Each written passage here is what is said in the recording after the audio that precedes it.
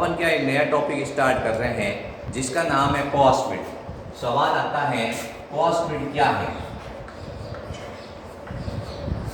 Cosmid के बारे में आपको बताएंगे कि कॉस्मिड क्या है। तो कॉस्मिड ऐसे हैं कि ये वाहक है, क्या है, ये एक वाहक का कार्य करता है, वाहक का कार्य करता है। एक्चुअल में कॉस्मिड का निर्माण क्या होगा। कॉस्मिड का निर्माण आप बताओगे दो चीजों के मिलने से होता है, प्लाज्मिड प्लस जीवाणुभोजी के कोषखंड। जीवाणुभोजी के कोषखंड, जीवाणुभोजी के कोषखंड है, जो जीवाणुभोजी के कोषखंड होते हैं और जो प्लाज्मिड होता है, दोनों के मिलने से जो संरचना बनती है उसको कहते हैं कॉस्मिड। तो कॉस्मिड में प्लाज्मिड और जीवाणुभोजी के कोषखंड दोनों चीजें मिलती हैं तब बनता है कॉस्मिड। जब 40 किलो बेस तक के डीएनए की प्रतिकृति करनी होती है, जब 40 किलो बेस तक के डीएनए की प्रतिकृति करनी होती है तब क्या होता है, इसका उपयोग किया जाता है। 40 किलो बेस का डीएनए है, जब आपको उसकी प्रतिकृति करनी है तब आप क्या करते हो, कॉस्मिड का उपयोग करते हो।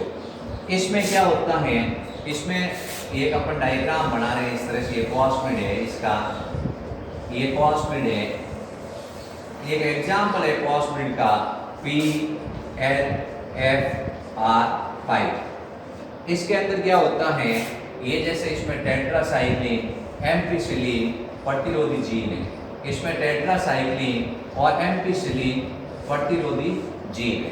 तो इसमें क्या होता है, एक जीन होता है टेट्रासाइक्लिन रेजिस्टेंस जीन, एक होता है एम्पिसिलिन रेजिस्टेंस जीन। इसके अलावा इसमें क्या होता है, प्रतिजैविक जीन सीमाकारी एंडोन्यूक्लियस एंजाइम भी होते हैं, E4R1। इसके अलावा इसमें प्रतिकृति उद्भव स्थल होता है, प्रतिकृति उद्भव स्थल होता है, प्रतिकृति उद्भव स्थल इसमें पाया जाता है। फिर उसके बाद इसमें ये कोषखंड पाए जाते हैं, ये कोषखंड है इस तरह से, ये कोषखंड है, कोषखंड, कोषखंड। और ये उपयोगी डीएनए है जिसकी आपको प्रतिकृति करनी है, ये उपयोगी डीएनए। तो अपन क्या करते हैं, इसका निर्माण कैसे करते हैं, अपन निर्माण ऐसे करते हैं कि ये जीवाणुभोजी है, इस जीवाणुभोजी के ये अनुवांशिक पदार्थ है, इसको बाहर निकालते हैं, ये बाहर निकाल दिए, इसको सीमाकारी एंडोन्यूक्लियस से काट देते हैं, बढ़ गया कोषखंड, ये कोषखंड है। जीवाणुभोजी के अनुवांशिक पदार्थ को बाहर निकाला, ये कोषखंड बन गया। इसी तरह ये जीवाणु है, जीवाणु के अंदर से प्लाज्मिड को बाहर निकालते हैं, जीवाणु के अंदर से प्लाज्मिड को बाहर निकालते हैं। अब ये इसको भी सीमाकारी एंडोन्यूक्लियस से काटते हैं, ये प्लाज्मिड है, ये क्या है, प्लाज्मिड है, और ये कोषखंड है। प्लाज्मिड और कोषखंड के मिलने से, प्लाज्मिड और कोषखंड के मिलने से जो संरचना बनती है, प्लाज्मिड और कोषखंड के मिलने से जो संरचना बनती है उसका नाम हो जाता है कॉस्मिड। तो इस तरह से ये क्या है, एक अच्छा वाहक है। जब आपको 40 किलो बेस तक के डीएनए की प्रतिकृति करनी होती है तब आप इसका उपयोग करते हो। इसमें इन कोषखंडों के बीच में उपयोगी डीएनए को पैक किया जाता है। अब आप बताओगे इसमें कोषखंडों के बीच में, कोषखंड है उसके बीच में क्या किया जाता है, उपयोगी डीएनए है उसकी पैकिंग की जाती है जिसकी प्रतिकृति करनी होती है। ये ज़्यादा उपयोग में लिया जाता है क्योंकि इसमें लयनकारी जीनों का अभाव होता है, ये जीवाणु के अंदर जाके स्थिर हो जाता है, इसमें लयनकारी जीनों का अभाव होता है, ये अपने को ध्यान रखना है। इसमें लयनकारी जीनों का अभाव होता है और ये जीवाणु में जाकर स्थिर हो जाता है, यानी जीवाणु है उसमें जाकर क्या होता है, प्लाज्मिड की तरह स्थिर हो जाता है और अपनी प्रतिकृति करता है। ठीक है, तो ये आपको इसका बेनिफिट याद रखना है। इसका कृत्रिम रूप से निर्माण कर लिया गया है, यानी कृत्रिम रूप से बनाया गया वाहक है।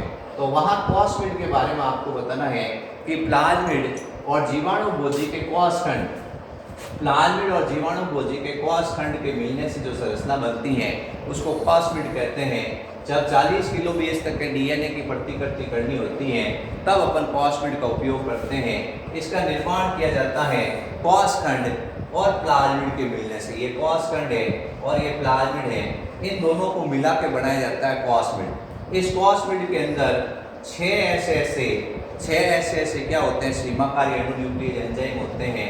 इसी तरह से ये प्रतिजैविक प्रतिरोधी जीन है वो होते हैं। इसके अलावा इसमें प्रतिकृति उद्भव स्थल होता है और इसमें कोष खंड होते हैं। तो ये सवाल आता है कि इसका चित्र बनाओ। ये PLFR5 क्या है? ये कॉस्मिड का नाम है। इसमें कोष खंड पाए जाते हैं जहाँ DNA की पैकिंग की जाती है। इसमें कोष खंड पाए जाते हैं जहाँ पर DNA की पैकिंग की जाती है। ठीक है, यानी इसमें पैकिंग की सुविधा उपलब्ध है। इसमें लयनकारी जीनों का अभाव होता है जिसके कारण ये क्या लयन चक्र नहीं होगा। फिर उसके बाद ये जीवाणु में जाकर स्थिर हो जाएगा और अपनी प्रतिकृति करता है। एक और वहाँ के जिसका नाम आपको बताना है ट्रांसपोजोन। ये सवाल आ सकता है बच्चों कि ट्रांसपोजोन क्या है? ट्रांसपोजोन एक्चुअली में एक वाहक का कार्य करता है। इसको अपन क्या कहते हैं? जंपिंग जीन के नाम से जानते हैं। जंपिंग जीन भी कहते हैं, नाम से ही पता चलता है। ट्रांसपोजोन जो अपनी स्थिति बदलता है उसको कहते हैं जंपिंग जीन। तो ट्रांसपोजोन का दूसरा नाम है जंपिंग जीन। इसकी खोज बारबरा मैकक्लिंटॉक ने की थी। इसके लिए इसको नोबेल प्राइज मिला था। ये अपने को ध्यान रखना है। मक्के के अंदर ट्रांसपोजोन जीन की खोज हुई थी। इसके कारण बीमारी उत्पन्न होती है। ये ट्रांसपोजोन जीन आज 5वें गुणसूत्र पे है, कल 6ठे गुणसूत्र पे चला जाता है, परसों 7वें गुणसूत्र पे चला जाता है। तो इस तरह से ऐसा जीन जो अपनी स्थिति बदलता है उसको कहते हैं ट्रांसपोजोन जीन। ये विभाग का कार्य करता है। जंपिंग जीन भी कहते हैं इसको। इसी तरह से प्लाज्मिड और जो शटल वाहक है वो भी क्या करते हैं? वाहक का कार्य करते हैं। तो अपने को ध्यान रखना है कि कॉस्मिड क्या है। ठीक है, अब ये जो कॉस्मिड है इसका निर्माण किया था बारबरा हॉर्न और कॉलिंस ने। बारबरा हॉर्न और कॉलिंस नामक वैज्ञानिक थे। इन वैज्ञानिकों ने इसका निर्माण किया था कॉस्मिड का। जो कृत्रिम कॉस्मिड है, बारबरा हॉर्न और कॉलिंस नामक वैज्ञानिक ने कॉस्मिड का निर्माण किया था। तो कॉस्मिड है उस पर सवाल आ सकता है। कॉस्मिड का चित्र बनाओ। ये 40 किलो बेस तक के DNA की प्रतिकृति के लिए कॉस्मिड का उपयोग करते हैं। सवाल आएगा 5 से 10 किलो बेस तक के DNA की प्रतिकृति, आपका उत्तर होगा प्लाज्मिड। सवाल आएगा 25 किलो बेस तक के DNA की प्रतिकृति, आपका उत्तर होगा जीवाणु भोजी। लेकिन 40 किलो बेस तक के DNA की प्रतिकृति, आपका उत्तर होगा कॉस्मिड। अब ये कॉस्मिड है, इस कॉस्मिड के अंदर ये जीन है। इस तरह से आपको डायग्राम याद रखना है। अब ये बड़ा किस किस के मिलने से है? जो जीवाणु भोजी के कोष खंड है और ये जो प्लाज्मिड है, इन दोनों के मिलने से ये बना है कॉस्मिड। ठीक है, अब अपन कहते हैं कॉस्मिड की कुछ विशेषता है। इसमें कोष खंड पाए जाते हैं। ये कोष खंड है। इन कोष खंडों के बीच उपयोगी DNA जिसकी प्रतिकृति करनी होती है उसको डाल दिया जाता है। इसमें लयनकारी जीनों का अभाव होता है जिसके कारण ये जीवाणु को संक्रमित तो करेगा लेकिन अपनी संख्या नहीं बढ़ाएगा, जीवाणु को नष्ट नहीं करेगा। जीवाणु में जाकर ये स्थिर हो जाएगा और प्लाज्मिड की तरह अपनी प्रतिकृति करेगा। ठीक है, तो प्लाज्मिड की तरह ये अपनी क्या करता है? प्रतिकृति करता है और कुछ ही घंटों के अंदर ये करोड़ों की संख्या बन जाते हैं। बारबरा हॉर्न और कॉलिंस ने इसको क्या किया था? निर्माण किया था। थैंक यू बच्चों।